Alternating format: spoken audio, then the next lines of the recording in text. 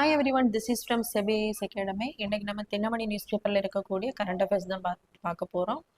முதலாவது பார்த்தீங்க அப்படின்னா, கொழும்பில் ஐஎன்எஸ் விக்ராந்த் உதயகிரி போர் கப்பல்கள். ஸோ இந்த டாபிக் பார்த்தீங்கன்னா குரூப் 1 மெயின் சிலபஸில் பேப்பர் 3 சயின்ஸ் அண்ட் டெக்னாலஜியில் வந்து கவர் ஆகும். ஸோ இலங்கையில் பார்த்தீங்க அப்படின்னா கடற்படை தின விழாவானது கொண்டாடப்பட இருக்கிறது. அதற்காக இந்தியாவிலிருந்து இந்தியாவின் முதல் உள்நாட்டு விமானம் தாங்கி போர்க்கப்பலான ஐஎன்எஸ் விக்ராந்த் மற்றும் பன்முக அதிநவீன போர்க்கப்பலான ஐஎன்எஸ் உதயகிரி ஆகியவை தலைநகர் கொழும்பு துறைமுகத்துக்கு வந்து சென்றடைந்திருக்கிறது. ஸோ இந்தியாவில் பார்த்தீங்க அப்படின்னா 2 விமானம் தாங்கி போர்க்கப்பல் இருக்கு. ஐஎன்எஸ் விக்ரமாதித்யா, ஸோ அதே மாதிரி ஐஎன்எஸ் விக்ராந்த். ஸோ இதில் இரண்டுலேயுமே ஐஎன்எஸ் விக்ராந்த் தான் நம்மளுடைய உள்நாட்டிலே தயாரிக்கப்பட்ட விமானம் தாங்கி போர்க்கப்பல். ஸோ ஐஎன்எஸ் விக்ரமாதித்யா பார்த்தீங்க அப்படின்னா ரஷ்யாவின் உதவியால் செய்யப்பட்ட விமானம் தாங்கி போர்க்கப்பல். ஸோ இதனுடைய சைஸ் பார்த்தோம் அப்படின்னா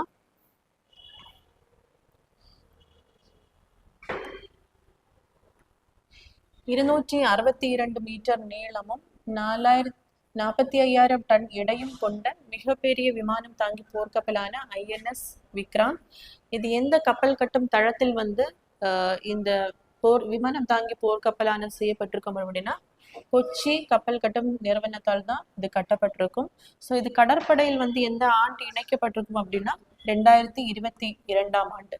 ஸோ அதே மாதிரி ஐஎன்எஸ் உதயகிரி போர்க்கப்பல் அந்த கடற்படையின் 17A அதாவது ஷிவாலிக் திட்டத்தின் கீழ் தான் இந்த ஐஎன்எஸ் உதயகிரி அப்படிங்கிற போர்க்கப்பல் அதிநவீன போர்க்கப்பல் வந்து உருவாக்கப்பட்டிருக்கும். ஸோ இது வந்து ஒரு ஸ்டெல்த் ரக கப்பல் ஆகும். ஸோ ஸ்டெல்த்னு சொல்லும்போது அந்த எதிரி கப்பலின் கண்ணுக்கு தெரியாத மாதிரி அந்த ரேடார்னுடைய அந்த பார்வையிலிருந்து இதை எளிதாக என்ன பண்ண முடியாதுன்னா கண்டுபிடிக்க முடியாது. அதுதான் ஸ்டெல்த் ரக கப்பல். ஸோ இது வந்து அந்த கெப்பாசிட்டி இருக்கக்கூடிய ஒரு கப்பல். ஸோ அதே மாதிரி இதுவும் ஐஎன்எஸ் உதயகிரி மற்றும் ஹிமகிரி. ஸோ இந்த 2 கப்பல்களுமே அதிநவீன போர்க்கப்பல்கள். ஸோ இது ரெண்டுமே கடந்த ஆகஸ்ட் 26 தான் கடற்படையில் என்ன பண்ணியிருக்கோம் அப்படின்னா இணைக்கப்பட்டிருக்கும். ஸோ அந்த ஐஎன்எஸ் உதயகிரி பார்த்தீங்க அப்படின்னா மும்பையில் இருக்கக்கூடிய மசகான் நிறுவனத்தால கப்பல் கட்டும் நிறுவனத்தால கட்டப்பட்டிருக்கும். ஸோ ஐஎன்எஸ் ஹிமகிரி பார்த்தீங்க அப்படின்னா கொல்கட்டாவில் இருக்கக்கூடிய கார்டன் ரீச் நிறுவனத்தால கட்டப்பட்டிருக்கும். ஸோ ஷிவாலிக் திட்டத்தை பார்த்தோம் அப்படின்னா இந்த ஷிவாலிக் திட்டத்துல நிறைய அதிநவீன போர்க்கப்பல் வந்து செஞ்சிருக்காங்க. அதுலேயே மிக அதிவேகமான போர்க்கப்பல் எதுன்னு பார்த்தீங்க அப்படின்னா ஐஎன்எஸ் உதயகிரி. ஸோ நெக்ஸ்ட் பார்த்தீங்க அப்படின்னா முத்ரா திட்டம். இதுவரை ரூபாய் 34 லட்சம் கோடி கடனளிப்பு மத்திய நிதித்துறை இணையமைச்சர் தகவல். ஸோ இந்த டாபிக் பார்த்தீங்க அப்படின்னா குரூப் 1 மெயின் சிலபஸில் பேப்பர் 4 எக்கனாமி எம்எஸ்எம்இல வந்து கவர் ஆகும். MSME enterprises, micro small medium enterprises. So நம்ம நிறுவனங்களை வந்து 2 வகையாக வகைப்படுத்தலாம். ஒன்று பார்த்தீங்க அப்படின்னா மேனுஃபேக்சரிங், இரண்டாவதா வந்து சர்வீஸ். ஸோ பொருட்கள் உற்பத்தி பண்ணக்கூடிய அந்த நிறுவனங்களை மேனுஃபேக்சரிங் என்டர்பிரைசஸ் கீழே வரும். சர்வீஸ் வந்து சேவைகள் வழங்கக்கூடிய அந்த நிறுவனங்கள் வந்து சர்வீஸ் என்டர்பிரைசஸ் கீழே வரும். ஸோ இந்த மேனுஃபேக்சரில் பார்த்தீங்க அப்படின்னா மைக்ரோ ஸ்மால் மீடியம் என்டர்பிரைசஸாக கிளாஸிஃபை பண்ணலாம். அதே மாதிரி சர்வீசஸ்லையும் மைக்ரோ ஸ்மால் மீடியம் என்டர்பிரைசஸாக கிளாஸிஃபை பண்ணலாம். ஸோ எதன் அடிப்படையிலன்னா அதில் இருக்கக்கூடிய அந்த முதலீடுகளின் அடிப்படையில் தான் நம்ம என்ன பண்ணுவோம்னா இதை வகைப்படுத்துவோம். ஸோ மைக்ரோ மேனுஃபேக்சரிங் என்டர்பிரைசஸ்ன்னு சொல்லும்போது இதில் வந்து 25 லட்சத்துக்கு வரைக்கும் அங்கே என்ன இருக்கலாம் அப்படின்னா அந்த மேனுஃபேக்சரிங் மிஷின்ஸ் வந்து இருக்கலாம். ஸோ 25 லட்சம் வரைக்கும் இருக்கக்கூடியதை நம்ம என்ன சொல்லுவோம்னா மைக்ரோ மேனுஃபேக்சரிங் என்டர்பிரைஸ். ஸ்மால்னு சொல்லும்போது 25 lakhsலேருந்து 5 crores வரைக்கும். நெக்ஸ்ட் வந்து மீடியம்னு சொல்லும்போது 5 crores-லேருந்து 10 crores வரைக்கும். ஸோ அதுவே சர்வீஸ் செக்டரை பார்க்கும்போது மைக்ரோ என்டர்பிரைசஸ்ன்னு சொல்லும்போது 10 லட்சம் முதலீடுகள். ஸோ ஸ்மால்னு சொல்லும்போது 10 லட்சத்திலிருந்து 2 கோடி வரைக்கும் 2 crores வரைக்கும். மீடியம்னு சொல்லும்போது 2 கோடியிலிருந்து 5 கோடி வரைக்கும் உள்ள அந்த முதலீடு உள்ள நிறுவனங்களை நம்ம என்ன சொல்லுவோம் அப்படின்னா மீடியம் என்டர்பிரைஸ். ஸோ இதுக்காக கொடுக்கக்கூடிய அந்த லோன்ஸ் தான் பர்பஸாக எஸ்பெஷலி பார்த்தீங்க அப்படின்னா மைக்ரோ அண்ட் ஸ்மால் என்டர்பிரைசஸ் இந்த நிறுவனங்களுக்கு கொடுக்கக்கூடிய அந்த லோன் ஸ்கீம் தான் என்ன பார்த்தீங்க அப்படின்னா முத்ரா ஸ்கீம். ஸோ இது வந்து 2015ஆம் ஆண்டு தான் இந்த ஸ்கீமை வந்து சென்ட்ரல் கவர்மெண்ட் வந்து கொண்டு வந்திருப்பாங்க. ஸோ இதில் பார்த்தீங்க அப்படின்னா 4 திட்டத்தின் கீழே வந்து அந்த லோன்ஸ் வந்து ப்ரொவைட் பண்ணுறாங்க. ஃபர்ஸ்ட் பார்த்தீங்க அப்படின்னா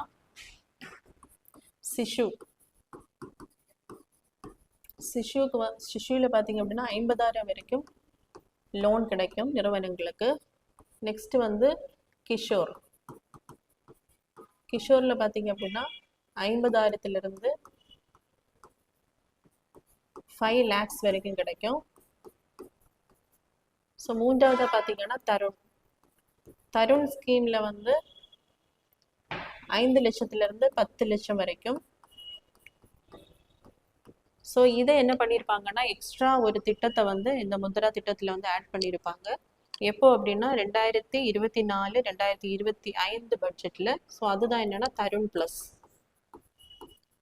ஸோ இதன்படி இந்த தருண் லோன்ஸை வந்து கிளியராக கட்டி முடிச்ச அந்த மைக்ரோ அண்ட் ஸ்மால் என்டர்பிரைசஸுக்கு இந்த தருண் ப்ளஸ் லோன்ஸ் வந்து ப்ரொவைட் பண்ணுறாங்க. ஸோ இது வந்து 10 லட்சத்திலிருந்து 20 லட்சம் வரைக்கும் இந்த திட்டத்தின் கீழே லோன்ஸ் வந்து ப்ரொவைட் பண்ணுவாங்க. ஸோ இதில் எந்த கொலாக்டரலுமே என்ன பண்ணுவாங்க, பிணை இல்லாத ஒரு லோன் தான் இந்த முத்ரா திட்டம் அப்படின்றது.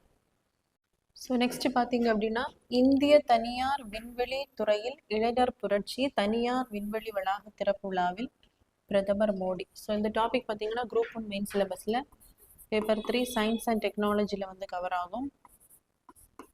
ஸோ தெலுங்கானா மாநிலத்தில் ஹைதராபாத்தில் முதலாக இந்திய தனியார் விண்வெளி புத்தாக்க ஸ்டார்ட் அப் நிறுவனமான ஸ்கைரூட் ஏரோஸ்பேஸ் அப்படிங்கிற ஒரு தனியார் விண்வெளி நிலையம் வந்து திறக்கப்பட்டிருக்கு.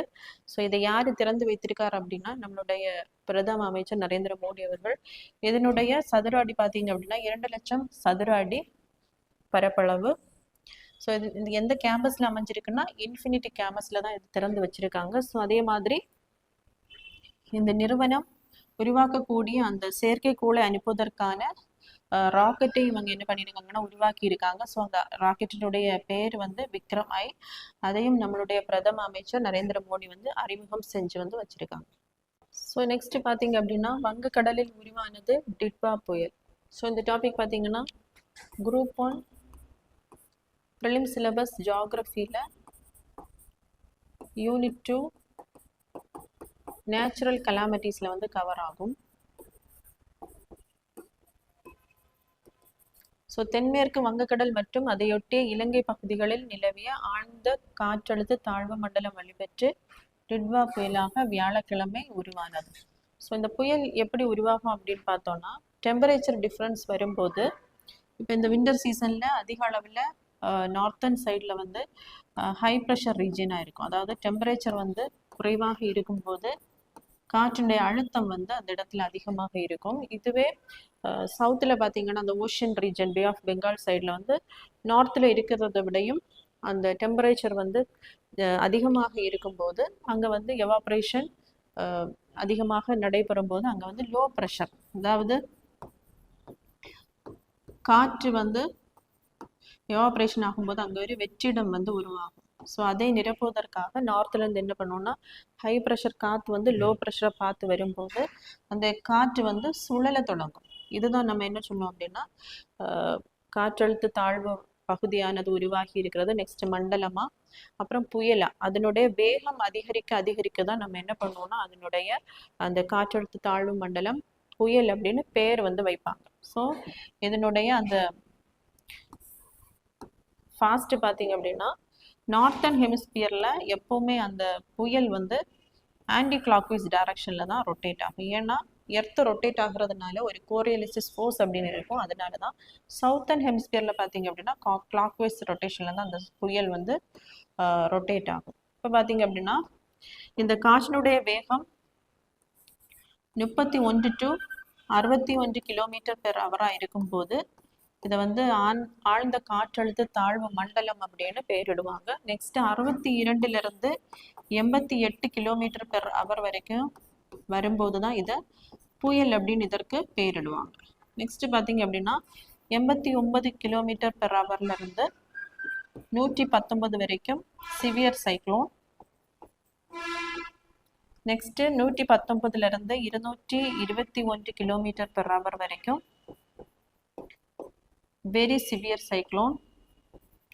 So above 221 km/h, ஸோ இதை வந்து சூப்பர் சைக்ளோன் அப்படின்னு பேரிடுவாங்க. இப்போ இங்கே உருவாகி இருக்கக்கூடிய அந்த காற்றழுத்த தாழ்வு மண்டலம் வந்து வலுப்பெற்று அந்த காற்றினுடைய வேகம் பார்த்தீங்க அப்படின்னா 62 இருந்து 88 km/h இருக்கிறதுனால தான் இந்த புயல் அப்படின்னு இதை பெயரிட்டிருக்காங்க. ஸோ வேர்ல்டு யுனைடெட் நேஷன் கீழே இருக்கக்கூடிய அமைப்பு தான் வேர்ல்டு மெட்டோராலஜிக்கல் ஆர்கனைசேஷன். இது உலக அளவில் வெதர் மற்றும் கிளைமேட்டை வந்து கண்காணிக்கக்கூடிய அமைப்பு. இதன் கீழே இருக்கக்கூடிய ஒரு ரீஜனல் கமிஷன் பார்த்தீங்கன்னா economic and social commission for Asia and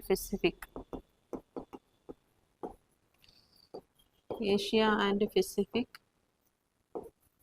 so இவங்க தான் என்ன பண்ணுவாங்க, இவங்க தான் ஒரு பேனலை வந்து கிரியேட் பண்ணியிருப்பாங்க, panel on tropical cyclones. So மக்களுக்கு அந்த பேரிட்டு விழிப்புணர்வை ஏற்படுத்துவதற்காக தான் இந்த பேனலை வந்து ஸ்டார்ட் பண்ணியிருப்பாங்க. இதில் பார்த்தீங்க அப்படின்னா டோட்டலாக 13 கண்ட்ரிஸ் இப்போ இருக்காங்க. இவங்க வந்து ஒவ்வொரு கண்ட்ரீஸ்லேருந்தும் 13 நேம்ஸை வந்து என்ன பண்ணுவாங்க அப்படின்னா ரெடி பண்ணி லிஸ்ட் கொடுப்பாங்க. ஸோ இந்த வரிசைகளின் அடிப்படையில் ஒவ்வொன்றாக அந்த சைக்ளோன் வரும்போது அந்த பேரை வந்து என்ன பண்ணுவாங்கன்னா இந்த நிலையங்கள் வந்து அந்த பேரை இட்டு மக்களுக்கு விழிப்புணர்வை வந்து ஏற்படுத்துவாங்க. ஸோ இதில் இருக்கக்கூடிய 13 நாடுகள்னு பார்க்கும்போது இப்போ வெவ்வேறு அந்த சீல வரக்கூடிய ஓஷன்ல வரக்கூடிய அந்த புயலுக்கு வெவ்வேறு பேரிடுவாங்க. ஸோ இந்தியன் ஓஷன்ல வரக்கூடிய அந்த புயலுக்கு வந்து சைக்ளோன்ஸ். ஸோ இது டிராபிக்கல் ரீஜன் இருக்கனால டிராபிக்கல் சைக்ளோன்ஸ் அப்படின்னு பேரிடுவாங்க. நெக்ஸ்ட் பார்த்தீங்க அப்படின்னா அட்லாண்டிக் ஓஷன்ல ஹரிகேன்ஸ். ஸோ இதுவே வெஸ்ட் பெசிபிக் அதே மாதிரி சவுத் சைனா சீல பார்த்தீங்க அப்படின்னா டைஃபோன்ஸ். ஸோ இதுவே ஆஸ்திரேலியாவில்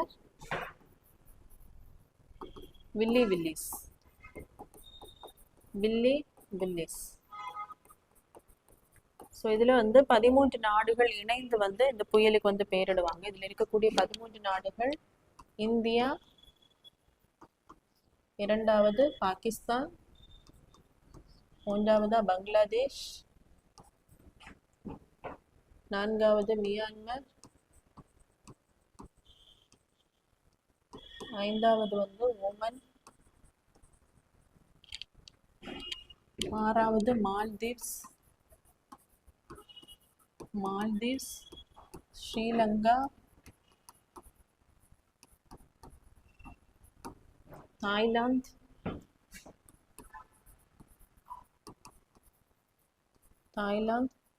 ஒன்பது கத்தார், 10வது சவுதி அரேபியா, 11வது ஈரான், 12வது UAE,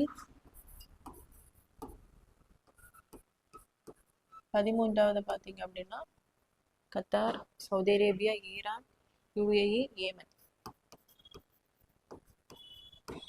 ஸோ இப்போ இந்த புதிதாக உருவாகி உள்ள புயலுக்கு டிட்வா அப்படின்னு பெயர் கொடுத்த நாடு பார்த்தீங்கன்னா ஏமன்.